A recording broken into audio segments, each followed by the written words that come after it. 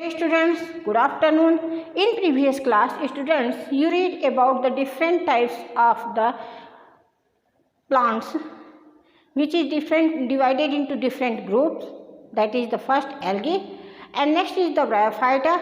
Today we are going to learn the pteridophytes.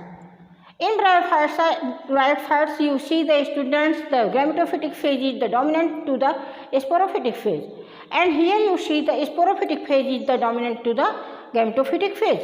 So, first of all, the term pteridophytes were given by Haeckel, and pteridophytes, reptiles of the plant kingdom, is also called the pteridophytes. Pteridophytes are the seedless vascular plants. Pteridophytes are the seedless vascular plants. So, we see the general characters of the pteridophytes. What are the general characters of the pteridophytes?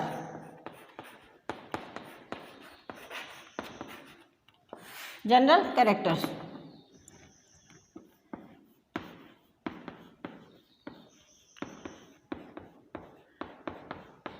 General characters. First, vascular, seedless, vascular plant. First, the seedless vascular plant. It means it's having the vessels, xylem vessels and phloem vessels, and xylem is the used for conduction of water and phloem is used for the conduction of the food. So, where is the habitat? What is the habitat? Next character is the, what is the habitat? Habitat.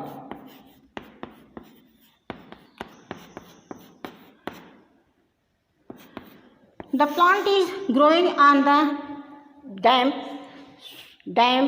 cool, sandy and the shady places. Where the plant is grow? The plant is grow cool, damp, shady and sandy soils.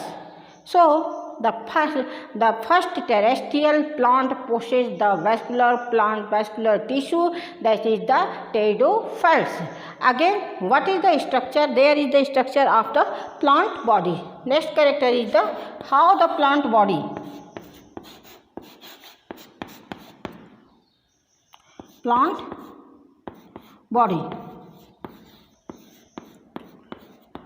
body. Students, you know the plant, always the plant is divided into root, stem, leaf, fruits and flowers. But here is plant is divided into three parts, that is the root, stem and leaf. That is root, stem and leaf. Root is known as the rhizoids. Also that is found the adventitious root, and next is stem is the rhizome, and leaf is also known as the fund. So students, you see here the pteridophyte structure of the plant, and that is the structure of a pteridophytes. Here you see the small leaves, that is that containing known as the microsporophylls containing the microsporangium, and next is the big sporophylls leaves that containing that is known as the megasporophyll containing the megasporangium. Here is the structure of the TLS of the pteridophytes. That is the, here you see the small microsporangium containing the small microspores, the leaves which containing the small leaves having the microsporangium, and microsporangium containing the microspores. And here is the large leaves containing the large sporophyll, and large sporangium containing the megaspores.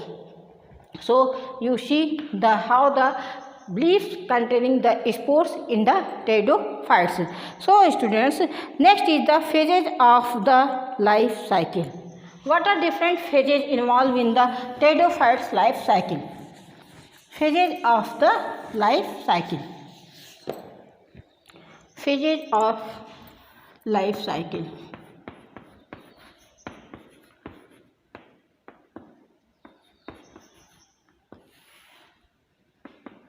Of life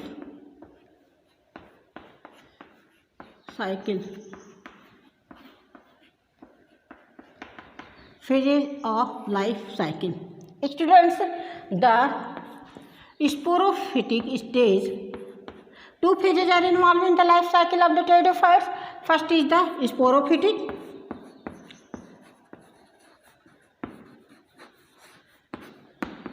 and second is the gametophytic.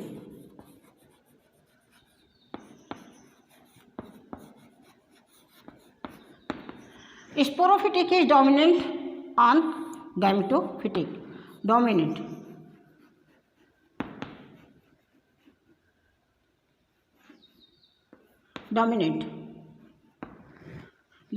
on gametophytic.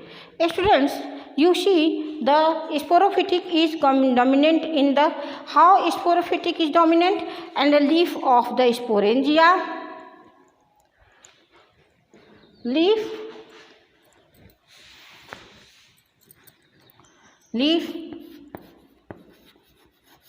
having the sporophyll,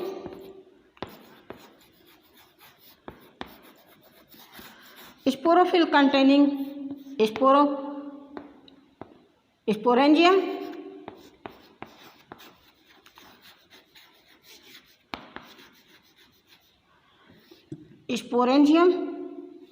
and sporangium containing spore mother cell, spores. Dear students, you see the heterosporophilous plants having the two types of the spores, that is the mega and micro, and megasporangium containing the archegonium and the microsporangium containing the antheridium. When the favorable condition occur in the presence of water, the fertilization takes place. When the fertilization takes place, the zygote is formed. After that, the zygote is the 2n number of chromosomes, and after that embryo is formed. After that, spore is formed, and that next favorable condition, spore is germinated and giving new plant body, that is also the sporophytic plants. So students, you see how the plant having the two different types of the phases involved in the life cycle. So students, you read very carefully. Lycopodium and Diopteris are produces single kind of spore, that is the homospores. Selaginella and the Salvinia are produces two kinds of the spores, that is the microsporidium called the heterospores, and the spores germinating and give multicellular free living plant body, photosynthetic haploid gametophyte, that is called the prothallus. What is called the prothallus? Prothallus is the spore germinated, gives the multicellular free living mostly photosynthetic haploid gametophyte, that is called the prothallus. So students, you learn about the different types of the groups involved in the pteridophytes. The first group is the Phylopsida, and Phylopsida is known as the Phyloptum, and Phyloptum is the living fossils. Next is the Lycopsida. Lycopsida containing the Lycopodium plant, and in common name Lycopodium is also known as the club mosses. And third class is the Sphenopsida, that is the Equisetum, and that is known as the horsetail.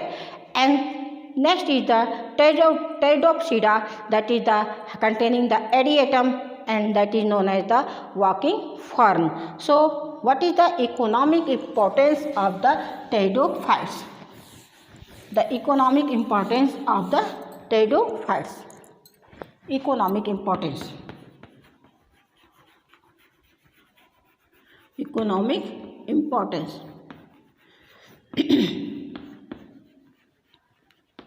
First, where is the involved in the soil binding? First is the soil bonding. Dear students, you know the plant having capacity to bond the soil. Here, where there is no plant, there is the soil erosion occur. So the pteridophytes having a different types of work to bind the soil. And after that, you know the food, what is very used in the pteridophytes, also known used in the food, that is the Marsilia, that is a plant having the starch that is used in the food. And securing equisetum is the plant which is used in the polishing of the metals and which is used in the cleaning the utensils, that is the plant is the equisetum, which is used in the securing in our environment. So next is the medicines, and Diopteris is the group of the plant which having the anti-helminthic drugs, and it is used to kill the helminths. And other some plants are used as the ornaments. So another thing, you see the students, in nitrogen fixation there is found azolla. Azolla is a fern, and which is with the help of symbiotic fixation. Anemona, which is an algae, is having the use in the nitrogen fixation in our environment. So and other next function is the azolla is also used as the biofertilizers. So students, you see what is the economic importance used there are very important economic importance found in the pteridophytes. And the smallest thing I want to see the smallest fern is of this group is the Ophigoglossum. What is Ophigoglossum? And equisetum having the silica deposition, so this having the more sensitive for the fire forest. So students, thank you. You read carefully and learn very carefully. Thank you students.